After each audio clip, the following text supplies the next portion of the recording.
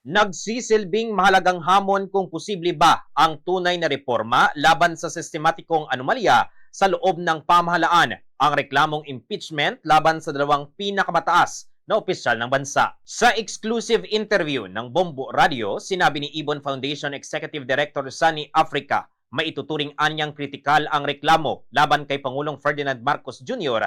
dahil sa mga budget mula sa 2023 hanggang 2025 na kanyang nilagdaan na may pinakamalaking pondong nailaan sa infrastruktura at flood control projects na kinamkam na umabot sa kabuuang trilyong piso. Kung uusad umano ang reklamong impeachment laban kina President Marcos Jr. at Vice President Sara Duterte, ay hindi dapat ito ikahiya dahil nagpapakita lamang niya ito na may pakialam ang mamamayan ng bansa at gumagalaw ang justice system. Dagdag pa ni Africa, kung uusad ang impeachment sa Kongreso, maglalantad ito sa tunay na balanse at kapangyarihan sa lehislatura at kredibilidad ng sistemang politikal. Binagyang diin ni Africa na ang patuloy na pressure ng publiko para sa mas matibay na oversight, independent institution at mas aktibong papel ng civil society dahil ang pananagutan anya ay dapat magsisimula sa pinakamataas na antas ng pamahalaan.